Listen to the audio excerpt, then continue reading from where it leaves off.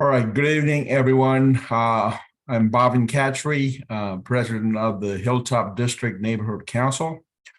Welcome to the District 2 Candidate Forum hosted by the Hilltop District Neighborhood Council. This is the first time Hilltop District is hosting a candidate forum, and we apologize in advance if you don't meet your expectation. Format for tonight's forum will include a 3-minute opening statement, a series of 9 questions where a candidate will be allowed up to 2 minutes to answer each question. A candidate will also be allowed 1-minute rebuttal if the candidate chooses. We may take more questions from the audience if there's time. And then in the end, candidate will be allowed a 2-minute for a closing statement as well. The timer will be displayed on your screen, so I urge the candidate to pay attention to the timer and respect the time limit for each segment. Audiences are encouraged to type their question in chat or use the raise hand feature of the Zoom when we call for a question from audience if you have time in the end. I'll ask the question. I'll also paste the question in the chat as well. We can get started. So I think without further ado, let's go ahead and start the opening statement. Andrew, if you could go first, that'd be great. Thank you, Bobbin, and thank you to the Hilltop Neighborhood Council for hosting this tonight. I'm Andrew Butt. I was born and raised in Richmond and educated in our public schools. I'm raising my family here in my hometown and running my local small business, an architecture and engineering firm specializing in environmentally responsible design and in preserving historic buildings here in Richmond. I've always been called to service, and my commitment to this community runs deep. As a Richmond Planning Commissioner, I fought for more affordable housing. On the Point Richmond Music Board, I helped secure funding for music programs in local schools and created a fun community event that's been going for 22 years. As president of the Point Richmond Business Association, I help local small businesses thrive. As board member and president of Early Childhood Mental Health Project to help provide at-risk youth with the prevention and intervention services they needed. As your council member, I will improve public safety by restoring police funding and the community policing model, prioritizing economic development by bringing back businesses to Richmond and revitalizing the downtown, aggressively tackling our housing and homelessness crisis, working to improve recreational opportunities for families and invest in our parks and promote environmental policies that make Richmond greener, healthier, and a more thriving place for all. If elected, I will restore public safety and rebuild trust. I will fight for economic development that benefits all of us. I will address the affordable housing and homelessness crisis.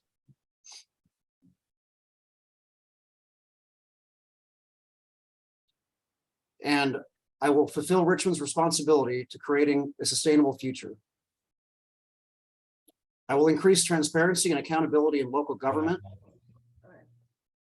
And over the last 2 decades, I've either served on or advised on the board of nearly every major Richmond nonprofit. And through that service, I've made an impact on the lives of many people in Richmond. Through that, I've helped to create a better community. As a Richmond Planning Commissioner for 8 years, I fought to preserve affordable housing for Richmond families and pushed for a cleaner and safer Chevron refinery. On the advisory board of self-sustaining communities, I worked with low-income residents and community members to create wide-scale, environmentally sustainable local food production in distressed neighborhoods. As board president for Early Childhood Mental Health, I delivered critical prevention services to local at-risk youth and their families. On the Point Richmond Music Board, which I helped found 22 years ago and is still going strong, I helped secure critical funding for music programs in our local schools and created a successful and fun event that brought the community together. As president of the Point Richmond Business Association, I helped local small businesses thrive and introduced a number of new community building events to the area, including Picnic in the Point and the historic Point Richmond Fall Fest. On the Solar Richmond Board, I helped bring more solar energy to Richmond and green job skills and training to young people in Richmond. On the Pogo Park Board, I helped revitalize numerous parks in underserved Richmond communities. My endorsements include Tony Thurman, James Lee, president Richmond Chamber of Commerce, 3 former mayors, and the former city manager, Bill Lindsay. Thank you, and I hope you will elect me as your city council member for District 2. Thank you, Andrew. Cesar, go ahead. All right, good evening, Hilltop. Thank you for having me. Bob, and thank you for having this forum here today.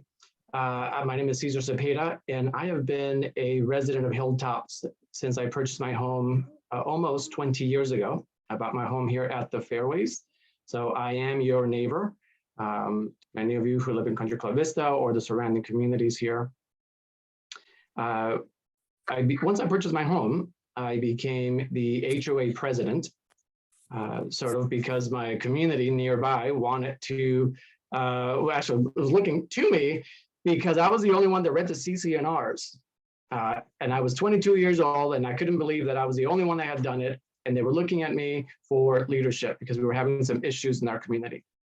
From there, I started getting involved in our community some more and then founded the Hilltop District Neighborhood Council, working alongside other community leaders that might be on this call now to create the Hilltop District Neighborhood Council to give Hilltop a voice.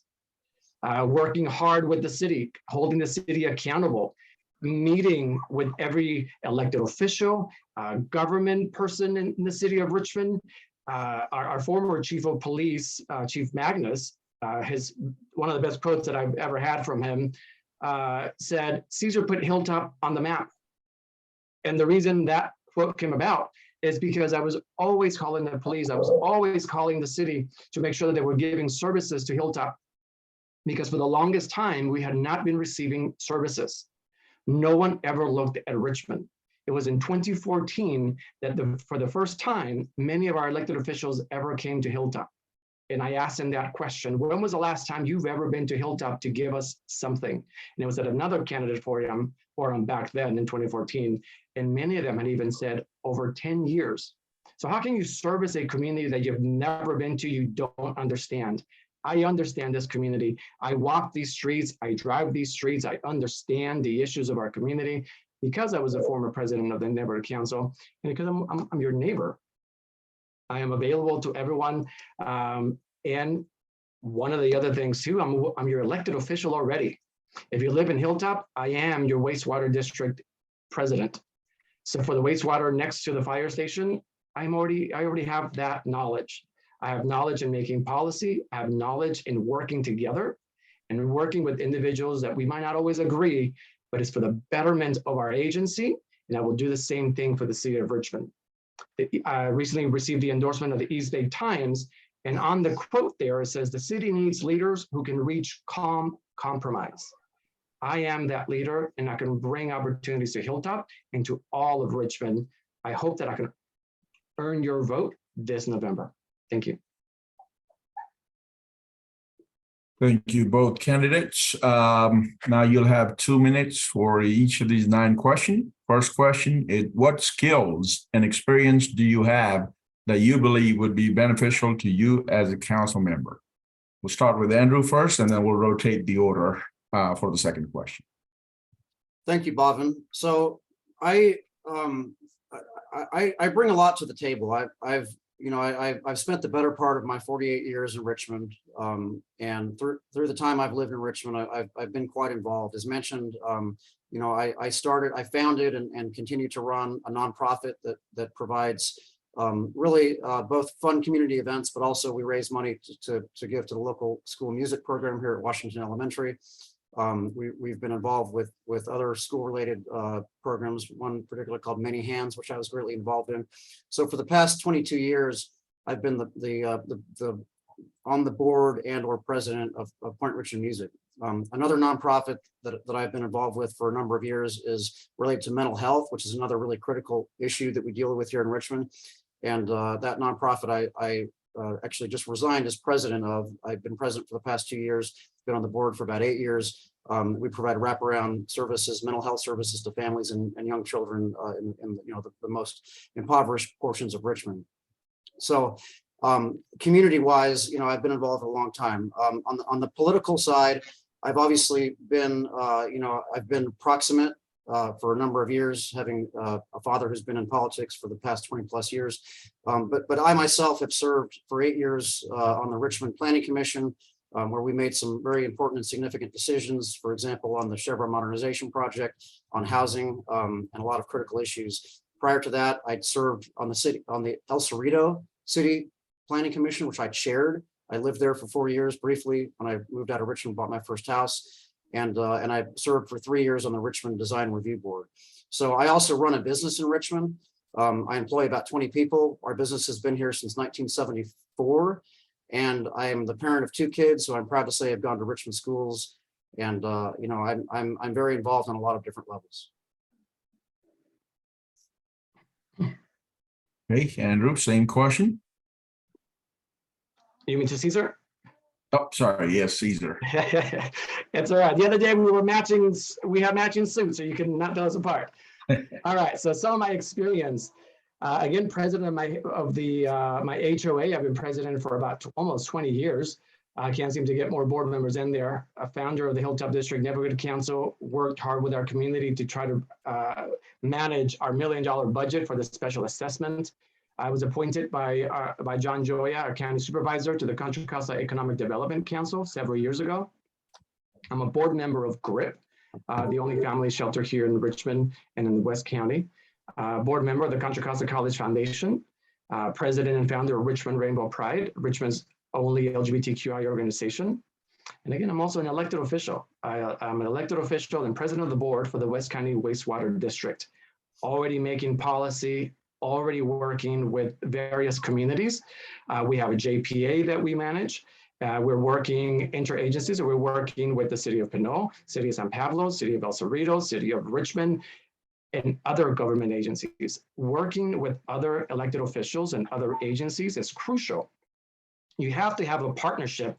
In order to lift up Richmond, you have to know how to work with everyone, which is why I've been endorsed by every mayor of every city that surrounds Richmond, Pinole, El Cerrito, San Pablo, and other elected officials, because they know the work that I have done and that I continue doing, and that they know that I listen to the call from my community saying, step up and do more, and I am doing more because of my community. So that is the experience that I bring, and I can look forward to working together.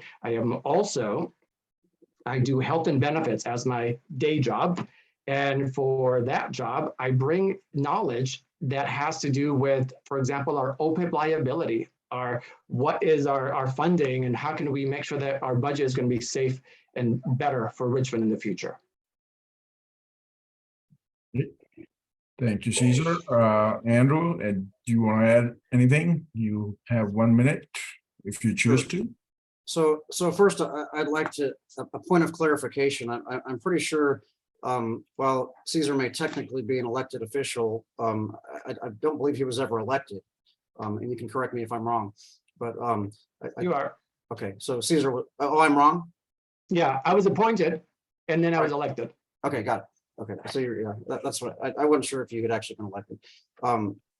Anyway, in any case, so I too have support from a number of I think, you know, people who have really, I focused on discussion and support through people who I really respect and who have played a prominent role in Richmond over the past many decades. I also do have some support from surrounding communities. I'm supported by the former mayor of Pinole, Richard Mitchell, who was the Richmond planning director, but he also sat on the Hercules Planning Commission for a number of years. But, you know, people like Bill Lindsay, the former city manager, like Mayor Rosemary Corbin, Mayor Irma Anderson, all support me deeply. And I think it goes to show my deep Richmond roots and connections. Okay, Cesar, would you like to? Yeah, I'll just state a little bit more about where I grew up. So I grew up here in Richmond. I attended Richmond High School. I went to Helms, which is in San Pablo. I attended Richmond High School and then Contra Costa College. Andrew, can you share where you went to high school? Sure, yeah, but I'll start with elementary school. So I went to, you talk about knowing different neighborhoods in Richmond. I attended 3 different elementary schools, all in very different parts of Richmond. So I started in Washington and Point Richmond. I went to Mira Vista up in the hills. I went to Woodrow Wilson, actually, in fact, with Doria Robinson, who's running for District 3. And so I got to know a lot of different parts of Richmond. I played baseball all over Richmond. I then went to Portola Junior High, where most Richmond people went at that time. Adams was closed and Lavagna Dijon wasn't built yet, so that was the only option. And then because at Portal, I got to know a lot of kids that weren't in El Cerrito. I ended up going to El Cerrito High. I actually went to St. Mary's for a year and El Cerrito High for 3 years, with a lot of Richmond kids. Okay, we'll move on to question number 2, and we'll start with you, Cesar, this time. What do you foresee are the challenges of representing both the Point Richmond, Marina Bay area and the Hilltop area? What do you see are the greatest opportunities? What will you do to bring these communities closer together? Great question, Bob. And so District 2 is not just those areas, right? We also are going to be representing Parkchester, North Richmond, Shield Reeds, and Santa Fe neighborhood councils. Some of the challenges are the needs. Each community has a different need. The needs in Point Richmond are different than Hilltop. The opportunities are also different. The opportunities in Parkchester, the North Richmond, and Shield Reeds are all very different. We got the one thing about this district is that we have neighborhood councils in every corner. So what I will do once elected is bring in every single neighborhood council, making sure that we're hearing their voices and making policy based on the needs of every neighborhood council. Hilltop should not have a greater voice than North Richmond or Shield Reeds, or Point Richmond should not have a greater voice than Parkchester or the Marina Bay, etc. Everyone should have an equal voice. Again, understanding that the needs are different. We also happen to have the majority of the big businesses. So being able to balance that out, the conversation between the big businesses and the needs that they're going to have to make sure they're bringing in that revenue to Richmond, but not to the detriment of the residents that live here, making sure we hold them accountable like Amazon, making sure that we have conversations with them so that they can give more money towards funding for all the potholes their cars make because of all the traffic down Atlas Road and all the smog they create driving up and down our communities. So again, having conversations with everyone because our needs are different. They're going to continue being different until we bridge that divide, until we bring everyone to the same table and we start listening to them. Even at Hilltop, people that live closer to the Country Club Vista, for example, are different needs than those that live closer to Highway 80 than those that live on Richmond Parkway. So again, listening to every part of the community and what our needs are going to be. Thank you. Thank you, Cesar. Andrew? Yeah, so, Richmond is an interesting place. And I think it's one of the things that really makes it unique and wonderful is the fact that it's so diverse. And certainly the neighborhoods that represent and make up District 2, they're very different. They're very diverse. You guys left out another little neighborhood, but not to be left out is the Point San Pablo Harbor, which there's, a few dozen residents over there. So, one thing interesting about District 2 is that these areas, they're quite different from each other. There's a lot of certainly economic disparity and diversity between them. There's a lot of they're geographically isolated. So you take, like the harbor is completely out on the peninsula, separated by nothing but a long road to the rest of the city. Parkchester is pretty isolated over there, with really one way or two ways in and 2 ways out. And then, the area around Hilltop is a much newer neighborhood, has a much more sort of suburban feel. And talking to people up there, I think they tend to feel a little more isolated from the rest of Richmond. Obviously, Point Richmond, which I know extremely well, having grew up here and worked here, it has a very rich history going back to the founding of the city of Richmond, before 1900. And then, as Cesar mentioned, you've got Santa Fe and Shields Reed that both really tie into a unique African-American history related to the shipyards. So I think there's a real opportunity. Obviously, some of these neighborhoods, really are suffering economically and I think need a leg up. So I think, there's an opportunity to kind of give them some attention that they haven't been given before. I think they have felt a long time that they've been disenfranchised. And I think there's an opportunity to bring these neighborhoods together and to help some of them, through things that other neighborhoods have dealt with. Like I've noticed that Parkchester seems to have a lot of issue with like cars parked on sidewalks, with crime. Some of the neighborhoods in Hilltop have cameras all over and seem to have successfully addressed that issue. So I think we can all learn from each other and thrive through that. Thank you, Andrew. Or Cesar, would you like to add anything? Yeah, I have gone to every single neighborhood council meeting from all the different neighborhood councils that we represent. Hilltop, Parkchester, North Richmond, Shield Reed, Santa Fe, Point Richmond, Marina Bay, and neighborhood councils even outside of District 2. Whoever's going to be representing us in District 2 also has to have a vision for the greater Richmond, because we have to be able to work together with other council members, and then understanding that whatever we do, in order to uplift District 2, we have to uplift the rest of the community. So Andrew, can you share a little bit, have you gone to any other neighborhood councils in the past prior to running? Yeah, I've been to a number of neighborhood councils. In fact, going back many years, I've either had projects or nonprofit related activities in most of those neighborhoods. I know the people who have been involved in those neighborhoods for decades. Vern Whitmore over in Santa Fe, DeJohna Burks, who started the North Richmond Blues Foundation and Shields Reed, and the Dotson family, who actually, the marsh is named after over in Parkchester. So yeah, I know these people personally. I know them very well. And I have deep connections to the people who are most connected to these communities. Okay, Andrew. Thanks for asking. Charles? Yeah, I would just, I would add that I think it is important to realize that some of these neighborhoods, have really been completely disenfranchised and largely forgotten about and neglected for in some cases, most of their existence. If you look at Parkchester in particular, it's so isolated out there. I was out there the other day knocking on doors, and it's rather sad that most people have fences around their yards. You can't even get to their door. There's dogs wandering around. There's cars, junk cars and abandoned vehicles all over the place. There's people dumping trash, right in front of houses, in front of the neighborhood. And I think the vast majority of people that live out there really don't like to deal with those issues. And I think they've almost given up on the city even, being there to help them with these kinds of things. And I think what I really want to do is make sure these neighborhoods that have been underserved get the service they deserve and get heard and listened to and have their issues addressed.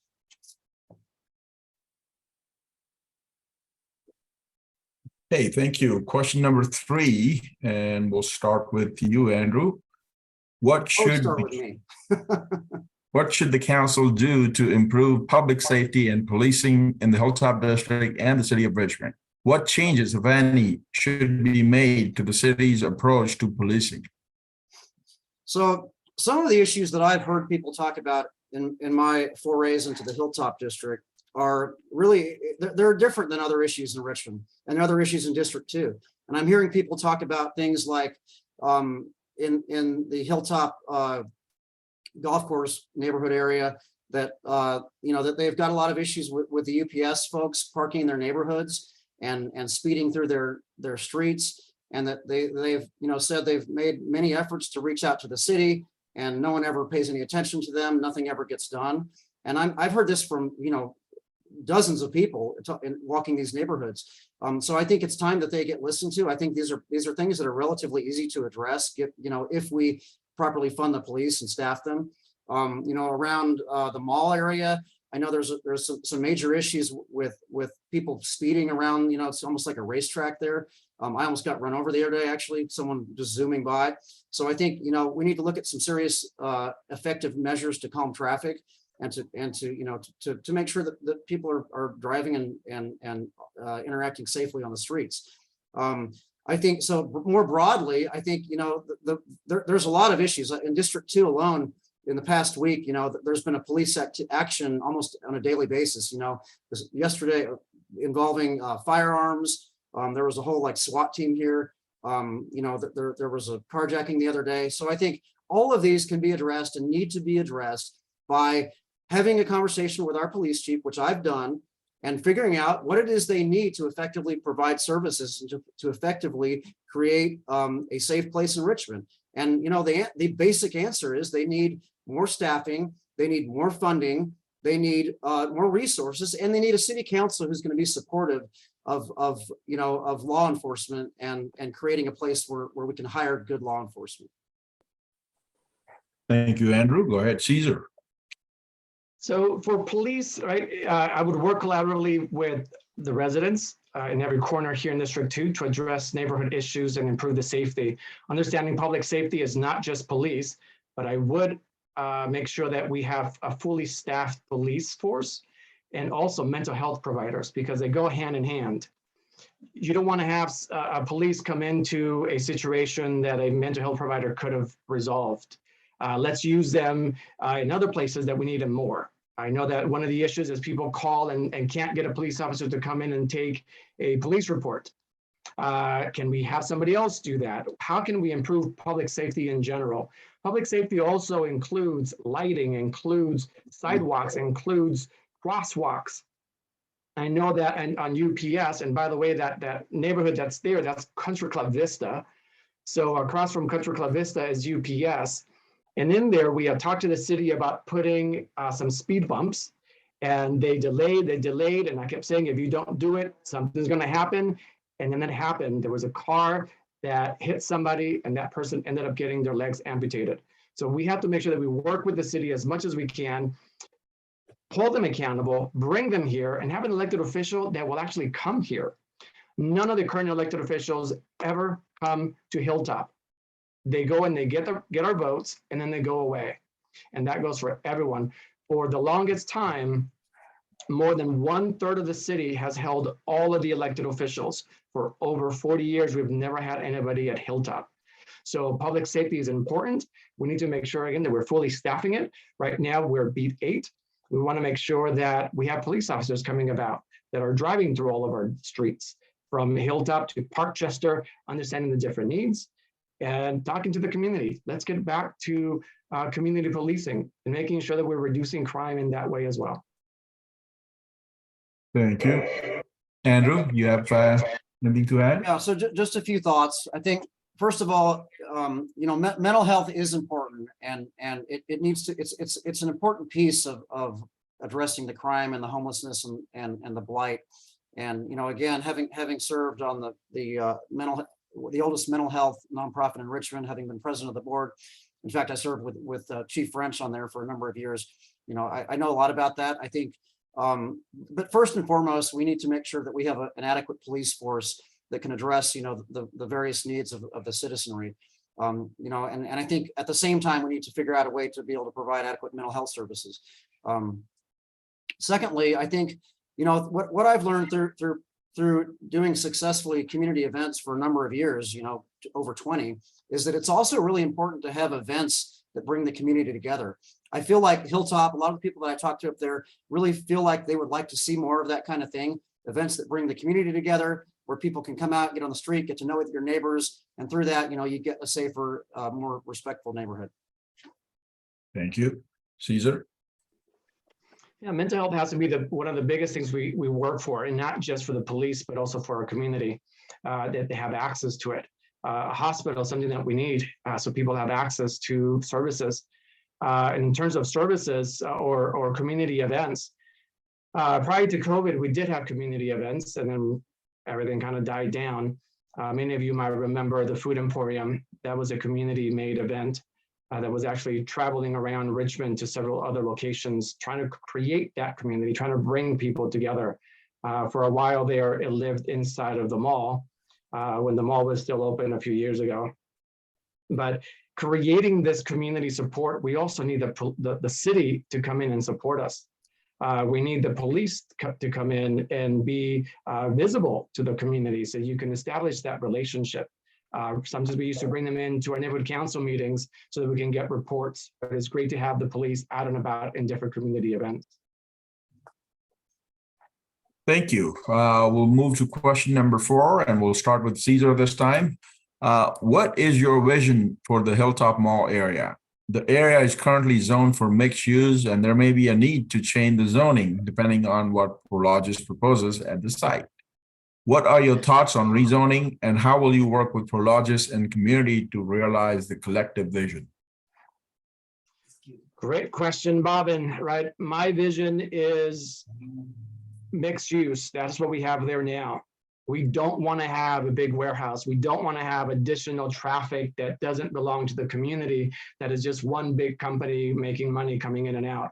Now we have to be able to balance it out, making sure that if Prologis doesn't leave, I have to really hear the community. What I would love to see there is entertainment, affordable housing, all types of housing, nice restaurants, great shopping, a grocery store, potentially a hospital, more park area connecting the mall to the lake, connecting the mall to other communities around, making that walkable. When the Hilltop Mall was first created, it was created as a destination where you drive your car and you park it in this huge parking lot.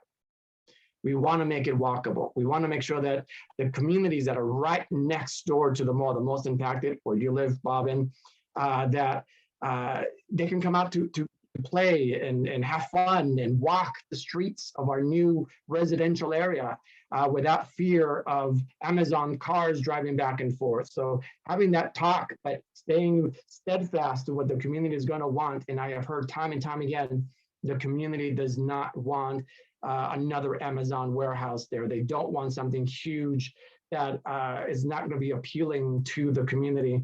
We want to uplift Richmond. We don't want to have another warehouse. We want to make sure that we have, maybe a Costco. That was a conversation, but other than that, making sure that it's mixed use and we stick to that.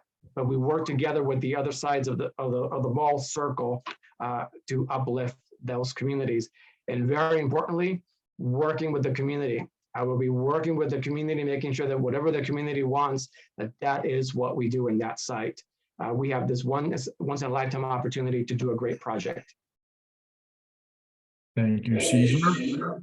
Go ahead, Andrew. So I think the Hilltop Mall redevelopment and the surrounding area that the city is studying now, I think, it presents an incredible opportunity for not just the Hilltop area, but for the entire city of Richmond and really the entire region. I think, it's a very unique piece of land that's proximate to the freeways. There's great views from up there. It's ripe for opportunity. And I'd really like to see something fantastic there. And I think the city deserves it. I think the people that live up there deserve it. And as far as my vision, I could rattle off a lot of really nice things. I'm an architect, and that's kind of what I do is help people envision projects. But what I really want to see is a process that seeks out and listens to the community. I think there's a good start there. I think Prologis has shown that they're willing to sort of play along. They don't really have a choice. I think there's some big challenges, and I think the biggest challenge is ensuring that Prologis, who owns the land, is going to actually follow through with a project that's consistent with what the culmination of the community process is. And I think that's going to be challenging, frankly. I hope that can happen. I think if you look at Point Melody as a precedent, and you'll see that there was also a process that went about 25 years. That in the end, a group that wanted something different was able to successfully lobby the city and basically thwart that plan. And I think it would be a shame for something like that to happen here at Hilltop Mall. But as far as I think there would be a vision of something great there that would have stores, restaurants, retail, community friendly and family friendly events. Theater. Well, we have a theater already, but live music venues. Tie-ins to the Greenway and enhancements to the Lake Park across the street are all ideas that I think would be great there. All right, thank you. Cesar, would you like to add anything? Yeah, Malia put on the chat there about the design review board getting an earful. Your wife, Andrew, sits on the design review board. Maybe you can put a good ear there and making sure that she votes with the community and not on any conflicts of interest there, and making sure that we get heard from the ground up. So that's one big thing. We want to make sure that whoever we have in these different commissions, that they're going to be working with the community and not for any conflict and any conflicts of interest. And I would rather have Prologis get a little bit upset than have the community be upset. They have a lot of money and they can really do a great project that is going to satisfy the community and is going to create this project that is going to be the jewel of West County, not just Richmond. Whatever we do here is going to help uplift the rest of the city. So we really, really want to make sure that we have a great project and that we don't short sell our community.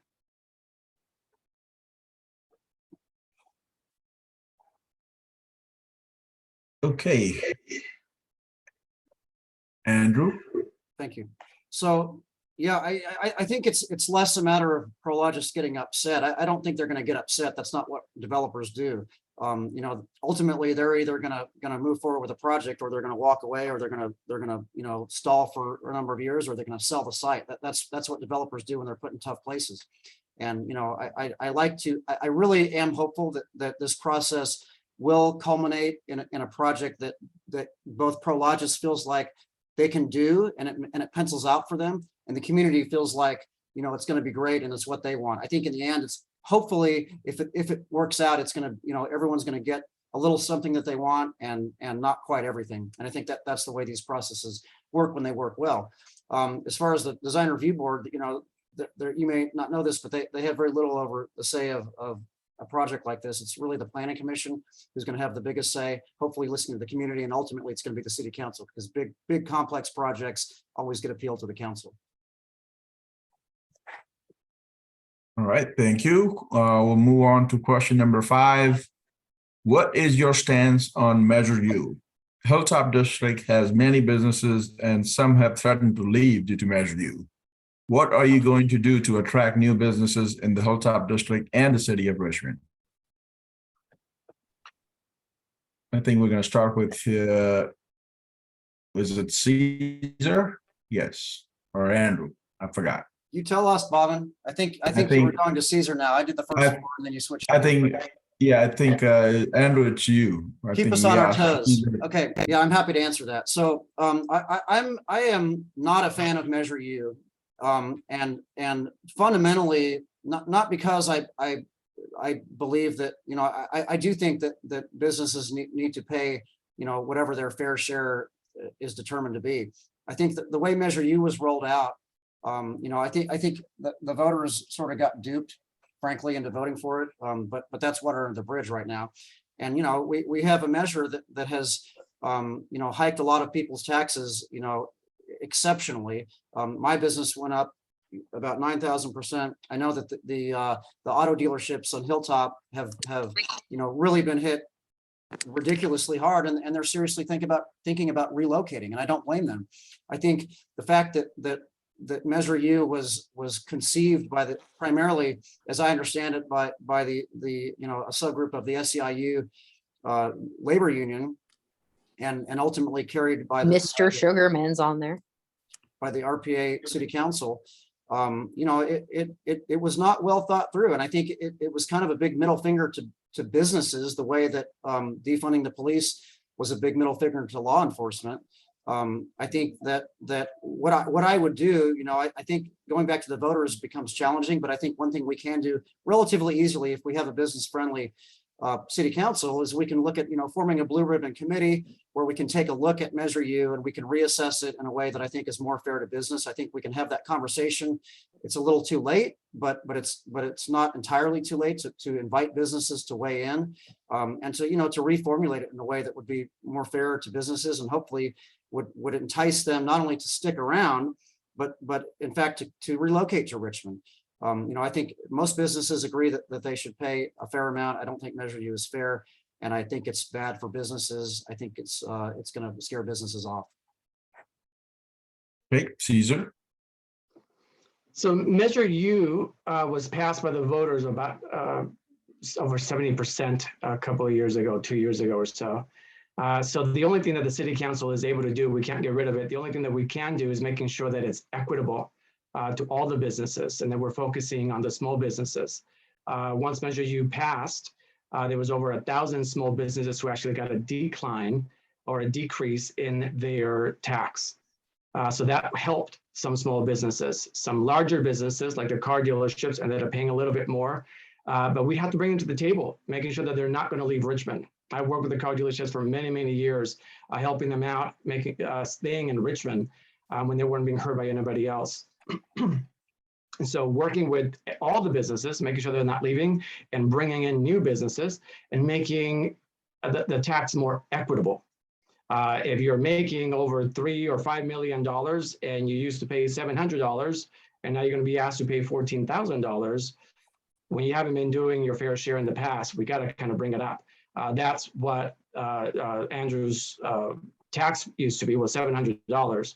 So we want to make sure that we have a more equitable across the board and that we're focusing on that small mom and pop shop, the taqueria here next to the Starbucks, or any other small business all around Richmond, focusing on them and uplifting them, and then bringing in more additional businesses to the city of Richmond, and then spreading them around between all the other business corridors, not just Hilltop. We're going to have the most opportunity here because of the new development, but spreading them into 23rd Street, Point Richmond, all the other small little pockets of business communities around Richmond. And then talking to developers to come in and develop more, to give us those opportunities to be able to put in small businesses in their bottom floors, et cetera. So thank you.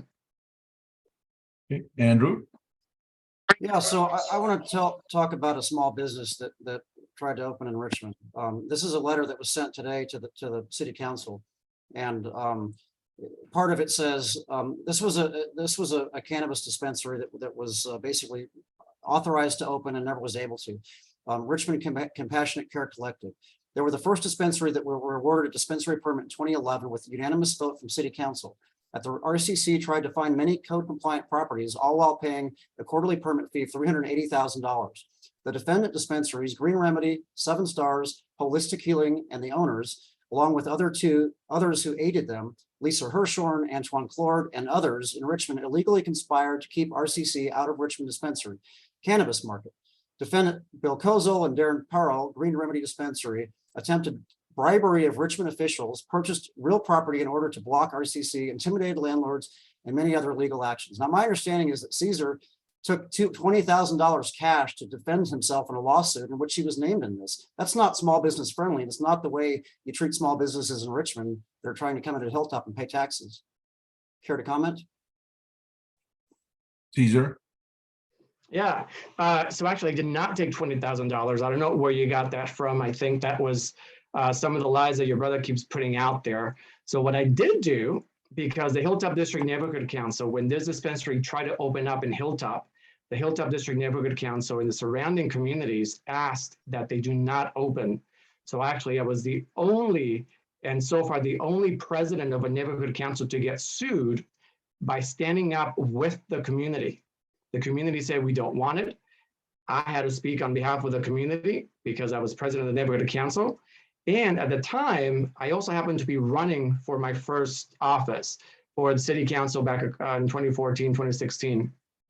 So they took that opportunity to be able to sue me, one, because they were mad, and two, because they figured they don't want me in city council.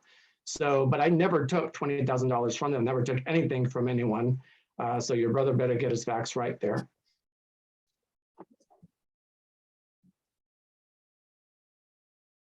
All right, thank you. Question number 6, and we'll start with Cesar this time. How do you feel about transportation options currently available in Hilltop and District 2? What is your vision for what transportation should look like once the Hilltop Horizon Development Plan is complete? That is plan that is currently undertaken by City of Richmond.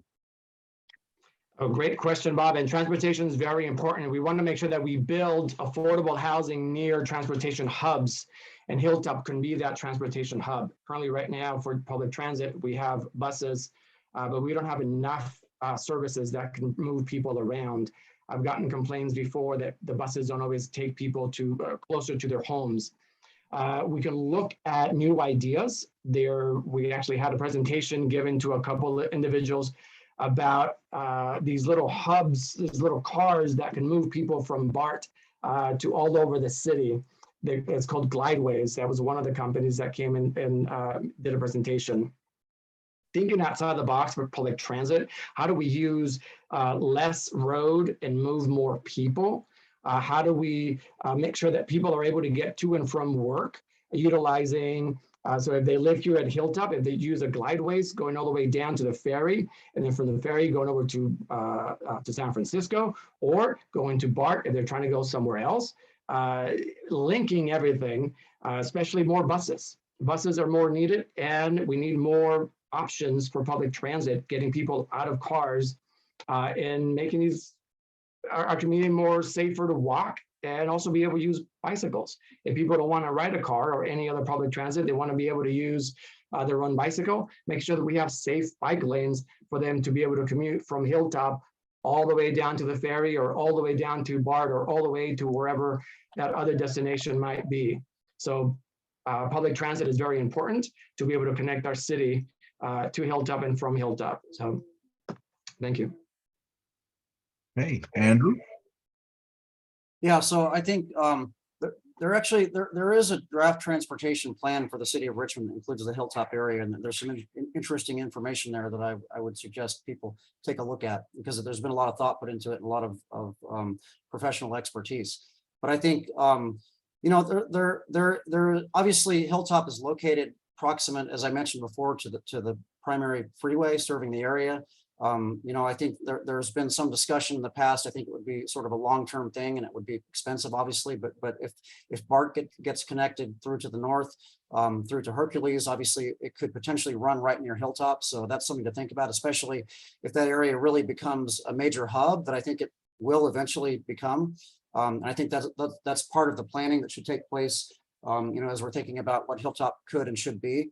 I think connectivity to trails and bikes and alternate means of transportation. You know, currently there's a new means of usually electric transportation coming on board every day. So things like bay trails are becoming much more and more regional arteries for folks to commute. And I think it's going to be important to ensure that those arteries are wide enough and safe enough and well lit and can actually be a viable means of transportation. Currently, there's a major homeless encampment on the artery on the Bay Trail between Hilltop and the Point Richmond area at Hensley. And I think that certainly needs to be resolved. As a longtime member of the TRAC, which is the Trails for Richmond Action Committee, I've had a pretty strong role in both advocating for and helping design and helping bring in grant money to the tune of millions of dollars to build trails and maintain trails in Richmond. So I think that's really important. I think you know, we need to make sure that whatever transportation goes in there is absolutely state of the art, is sustainable, and plans for well into the future. Thank you. Cesar, would you like to add anything? You know, keeping an open mind about the future of transit.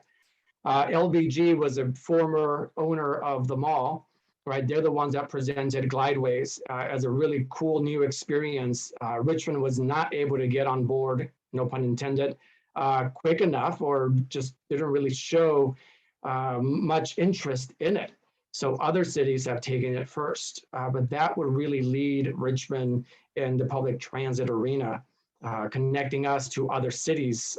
We could be the leader that we are. We're the largest city in West County. We should be leading with our public transit to and from different areas.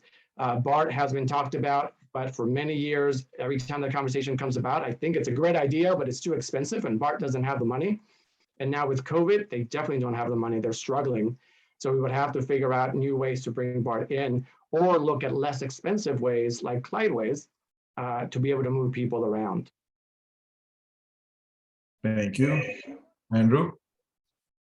Yeah, so I think one really critical thing when we talk about transportation is to understand that there's a lot of grant money out there for transportation, both for planning and for implementation.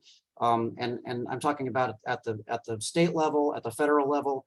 And I can tell you again through experience with trail planning and advocacy with TRAC, is that, you know, there's a lot of relatively obtainable money out there to help fund this. And right now, Richmond is not in the best financial position. So I think we really need to look at leveraging grants to do that. I did find the website for the plan that I was talking about. It's called First Last Mile Transportation Strategies. And if you Google that, you'd find it on the City of Richmond's website. And basically it says, so do I have time to read this? Yeah. So the city is studying ways to enhance mobility within the Richmond community and between the city and everyday destinations throughout the region. This study will identify what strategies can be deployed to improve access to transit and connectivity across all types of travel. So this is a plan that's active currently, and I encourage everyone to participate in that. And it will help address these issues and plan for them. Okay, we'll start with you, Andrew. Question number 7. How do you plan to update District 2 residents of your progress And how do you plan to include residents in the decision-making process? Well, most people who know me know that I'm pretty easy to reach. I can be reached on phone. I can be reached on email. I'm on social media, as many people know. Probably people get a chuckle out of that, perhaps. But I'm engaged. I'm responsive. I'm the kind of guy that will pick up the phone when you call me. I'm the kind of guy that will call you back. I'm the kind of person that will respond to emails. So I've got a business here in Point Richmond. I live here. I'm around here most of the time. I would be happy to sit and have coffee with anyone. I'd be happy to have a roundtable discussion. I'll be going to neighborhood councils. I will make myself available, and I'll have an office presumably at City Hall, which also could be available. I like to talk to people. I like to discuss issues. I like to get into the meat of things, and I think you'll find that I'm very willing to engage, even with people who are incredibly negative, like Mr. Sugarman, who's making comments on here. I'm a guy that's not going to shy away from an engagement, even if you don't like me, and you're going to sit there and yell at me. I've got thick skin. I can take it. I like to dig into details and issues and figure things out. I'll leave it at that. You can go to Cesar. Right. Thank you. Cesar? Yeah, so as I mentioned before, right, the great thing about District 2 is that we have, in every corner, we have a neighborhood council. I have worked with neighborhood councils in the past. I used to be part of the Richmond Neighborhood Coordinating Council. So once elected, I want to be able to bring all the neighborhood councils to the table, have monthly meetings with them, but also attending their meetings, but having one meeting where all the neighborhood councils come together and share their information, share their concerns, share their questions, being able to work with them, and then go into every neighborhood council individually to just listen to the particular neighborhood's issues and concerns, because again, everyone's going to have something a little different than the others. But my goal is to bring everyone together. And also part of this group that I'm looking to create would also have people from outside of District 2. Because in order to lift up all of Richmond, we need input from people outside of District 2 to come in and kind of give us a view of what's going on in the rest of Richmond so that we can work together. We cannot uplift the lowest parts of our community if we're not working alongside everyone. And we happen to have a few in our district. We have two of the most well-off communities and some that need a little bit more help. So we want to make sure that we work with everyone, listening to their issues. I live here at Hilltop. Currently, my campaign office is right next to Starbucks. And most likely I'll try to have an office here and have coffee time in Point Richmond and have coffee time all around the different neighborhoods and also at City Council. But importantly, to be able to bring everybody together at least once a month, having all the neighborhood council leaderships and anybody else that wants to be part of that conversation to be part of that table and be able to give that input. So thank you. Thank you. Andrew, would you like to add anything? Yeah, I was just thinking about this issue of outreach and communication. I think it provides an interesting opportunity, kind of going back to one of your earlier questions about, what opportunities there are with District 2. And I think there's a real opportunity to, to get people together who might not otherwise get together. And so I could see, something like having forums, in Point Richmond or out at the harbor or at Hilltop, or in Parkchester or Shields Reed, or Santa Fe, and invite everyone in District 2, or for that matter, everyone in the city, to come to these neighborhoods that they otherwise, may not know much about, maybe wouldn't go to, and really get to know each other. And I think, through that, we can all really grow and get to appreciate one another and the differences that we have, but also, realize that we have a lot in common. And mostly, I think we all want to see the city thrive. We all want to see it succeed. We all want our families to, grow up in areas that are safe and nice and clean. All right, thank you. Cesar, would you like to add?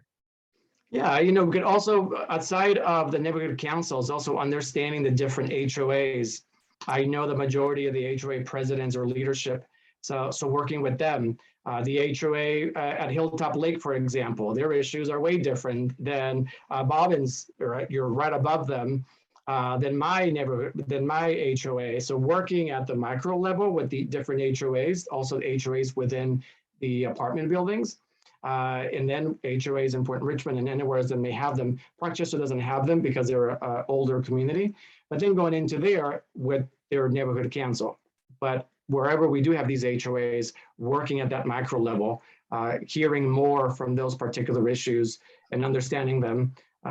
Each HOA works a little bit different. They have different access. Some of them have private roads, some of them have public roads. So just understanding their needs and that way at that micro HOA level, I think is also very important. So thank you. Thank you. We'll move to question number 8. And I know this question is specific to Hilltop District, but this is the number one concern that the resident of the Hilltop District brings to me in regards to how things look in our district, despite having a special assessment. So the question is, Hilltop Landscape Maintenance District provides maintenance and servicing of landscaping in the Hilltop District. How will you make sure that the services and improvement funded by the assessment are provided to the property in the Hilltop District? Cesar, we're going to start with you. All right. I have been working on this budget for a very long time. This is what sort of started creating the neighborhood council, working with the Country Club Vista HOA and other HOAs, looking at our tax. Yolanda Aquino, who is a CPA, her and I dug deep into this budget, trying to make sure that we were first understanding it and then that we were getting the services from the city. Once we started understanding some of it, we started asking the city for more information. The city kept pushing back. They did not want to give us this information. We went to City Hall, we went to the different city council members, and they all basically laughed because the Hilltop District budget was sort of their little pet project budget that they could move around however they wanted. And there was no oversight until we started getting more and more involved. And once we started asking those questions, they started backing off a little bit, but we're still having a hard time. So looking at that budget, bringing our people to question what we're already doing, the city manager, questioning whoever's in finance, the finance director, and then working with City Hall and City Council to pass a tax. Every year we keep getting a 3%, and I always question it, but the community doesn't push back enough to where we can push back on that 3%. And the city loves getting our 3% every single year. So I want to be able to activate our people. Once I sit at City Hall, I can better advocate. That was one of the whole reasons, again, why my community originally asked me to run for office back in 2016, is so that we can have more access for our community at City Hall. And again, looking at that budget, looking at it inside and out, making sure that we have all the services, all the people working up here, and that they're not using our money everywhere else in the city, which they currently are still doing. So thank you. Andrew? Yeah, so I think, one area where Cesar and I certainly agree is that I think that the funds have not been well managed. And I don't think that Hilltop is getting its money worth for the amount of money they're putting in, which is substantial. But I think, I would ask Cesar, if you've been at this for so long, why has nothing changed? And I think, part of it, as I understand it, is that there really is no official body that has any purview over making these decisions. It basically is the city council, per the way that this is written and the way that state law exists. And so my understanding is that, there was some entity that never truly existed, that Cesar sort of had sole control over, that Bill Lindsay at the time kind of threw him a bone to say, okay, this board has decision-making authority over the way these funds are spent, but in fact, that board never existed, ever, doesn't exist now. And so there's nothing that dictates that there is a group of people specifically that are able to help guide these decisions. And I think that needs to happen. It needs to happen, sooner than later. And we talked about this the other day when you all met with the city folks. And what I would encourage doing, what I would push to do if elected, is create a landscaping and lighting district advisory committee, similar to the one that many cities have. In this case, Folsom has one, the purpose of which states, the purpose of the City of Folsom Landscaping Lighting District Advisory Committee is to help establish lines of communication between city staff and elected appointed city bodies. The Citizens Committee may also make recommendations to the Landscaping and Lighting District Manager, Public Works Director, and the Neighborhood Services Director concerning the maintenance and associated costs to maintain and improve landscaping and lighting districts. So I think that formality really needs to be done. And until it is, it's easy for the city to say, hey, we'll listen to you, but you have no authority. Thank you. Cesar, would you like to respond? Yeah, I mean, Andrew, the only history you have of this is just the last meeting, one meeting you attended. I've been working on it for years. And one of the reasons we haven't been able to change it is because of city council. Your dad sits there. He wouldn't listen to us either. So if we can't get city council to help us, what we ended up doing, because we had no, and Bill Lindsay did not throw any bones. He was actually very mad. He did not like that we kept pushing. So we had to put in the Hilltop District Homeowners and Stakeholders Association, which also is the same as the neighborhood council, the same jurisdiction. And I created it that way so that we can have a voice. Because before, Bill Lindsay will let anybody be able to give any direction towards this money. He would come in and say, oh, the HOA on the other side wanted something and they did it. But there was never a place they can come to. So I agree, we need to make sure that we have more formalized. But that was our attempt, because we were not getting listened to at City Hall. We were not getting listened to with the mayor or anybody that sits there. So that was the biggest issue. All right. Andrew, would you like to respond? Sure. So, yeah, I think, it is important that the community be listened to, full stop. And I think, the way that needs to happen, again, is through formalizing a committee or commission that has oversight of that and can officially interact with the city. I think, as you, I think, know, the only formal authority right now is that the city council reviews the report every year.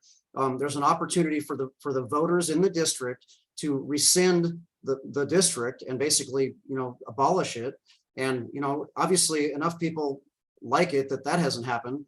So, I think we need to my rule is, if something's not working, then let's try something different. And clearly, whatever you've done for the past however many years, Cesar, 20, 10, whatever, isn't working. So I think that needs to change. I think the other thing is that, it's a real shame that Hilltop Lake Park, which is supposedly within the area that's supposed to be served by this and receiving money, doesn't get used. There's nothing there. It needs to be cleaned up and utilized more.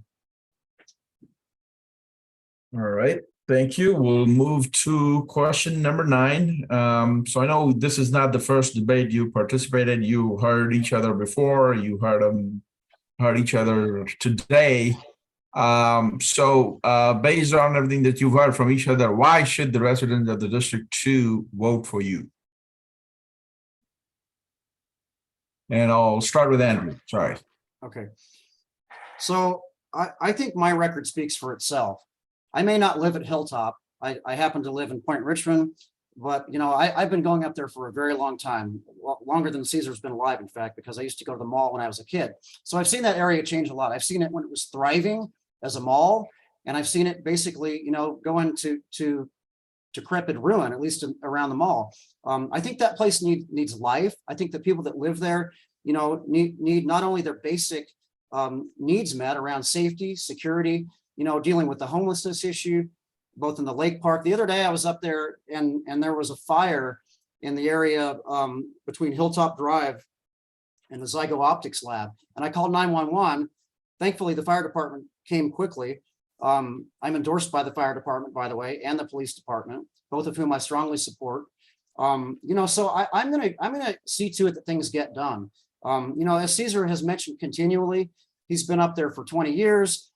He's apparently been incredibly involved in every aspect, and I don't know what he's got done. I mean, I go up there and I see, an empty mall. I see, a lot of money being spent in ways they're ineffective. I see the city not listening to the neighborhood up there.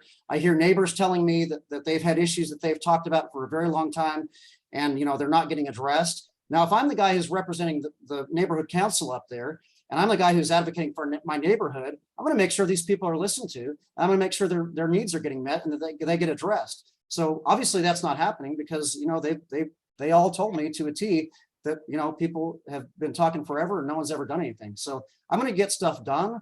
I'm going to get it done effectively. I'm going to bring my experience as a planning commissioner, as a business owner, as a parent, and as someone who's lived in Richmond the best part of my 48 years. And I'm going to make sure these people get listened to and get things done. Okay, Cesar. All right. Well, I am the candidate who has worked all over Richmond, not just one corner of Richmond. I have worked at Hilltop. I have worked on 23rd Street because I understand the community and I'm going to be working with everyone in the community. When it comes here to Hilltop, everyone knows that the bottleneck has always been city council. And it's funny that Andrew mentions that we can't get things done, that I've been working for so long and haven't done anything. I have no vote at city council. All that we can do is write emails, attend meetings, have more emails and have more meetings. And if they don't want to put any effort up here, they don't. And that's what's been happening. We have not had any representation at Hilltop for almost 40 years from an elected official that sits at the Richmond City Council level. Most elected officials have lived in Point Richmond, the Marina Bay, and other areas of Richmond, except up here. So when we're not heard, it's because of that. Complaining and talking to them, we do that all the time. We do that now. But it should not take so many meetings to have somebody be able to say, hey, I am going to listen to you and work with you to fix these issues. And then not everything can be fixed from the neighborhood council level.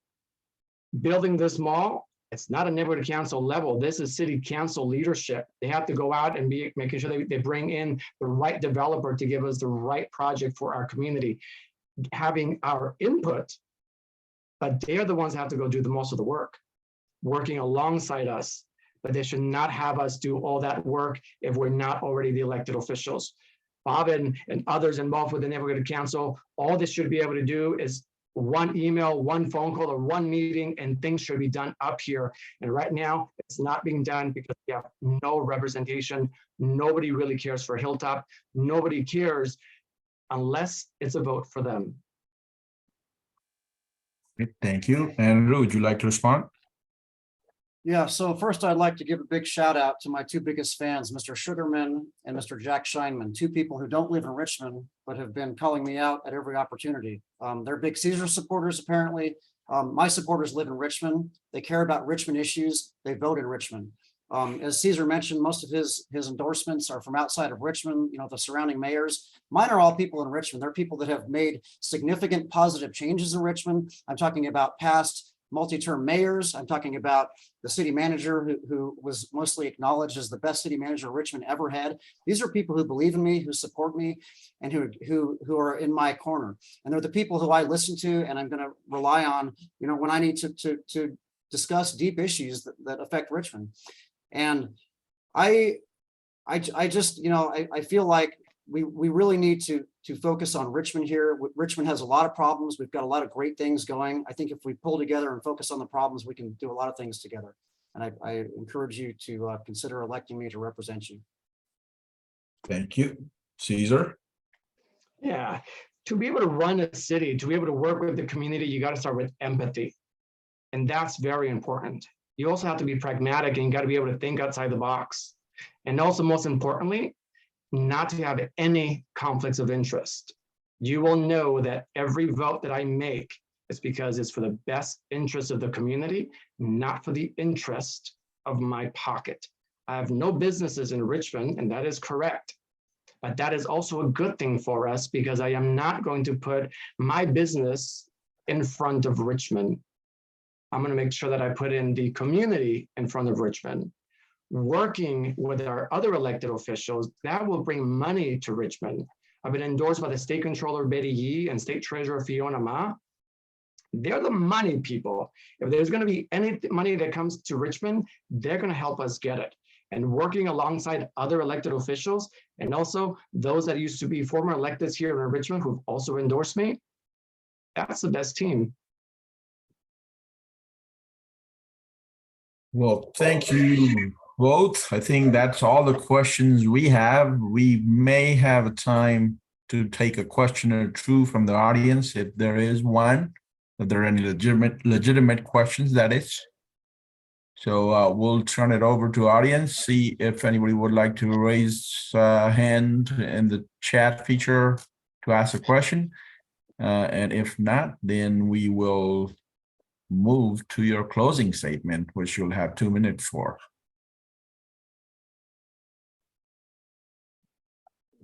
All right, I don't see any hand raised or any question asked in chat, so we'll just go ahead and move on to closing statement.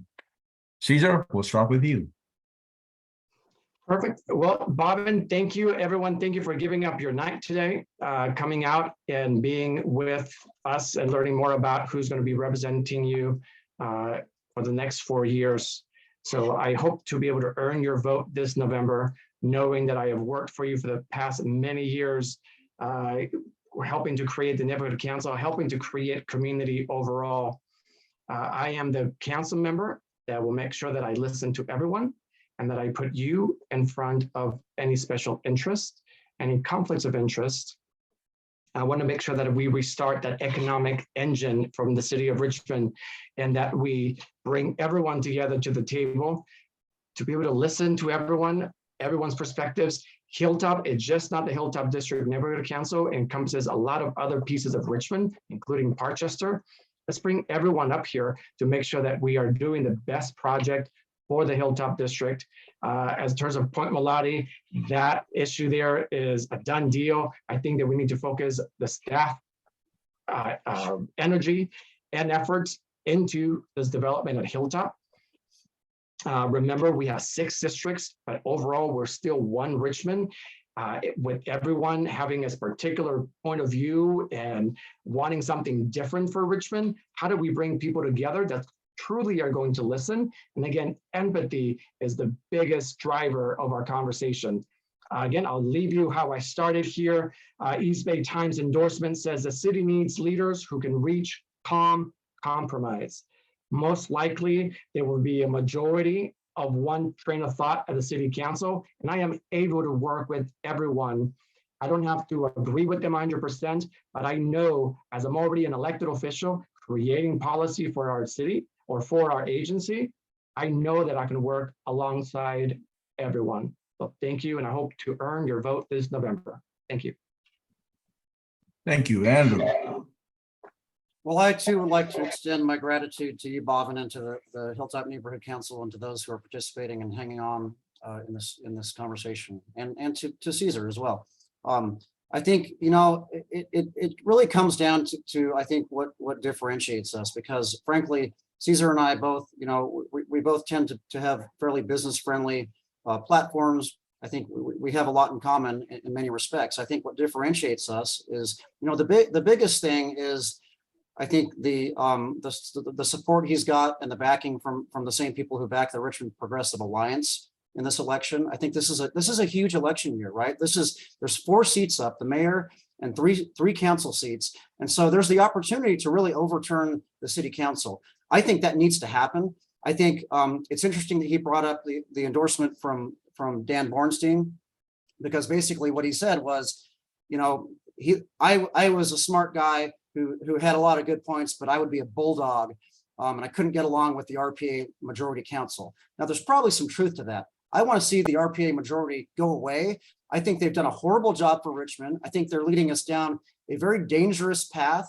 I think they are not good at governing. They don't make smart, intelligent decisions. They don't listen to the voters. They don't listen to the businesses.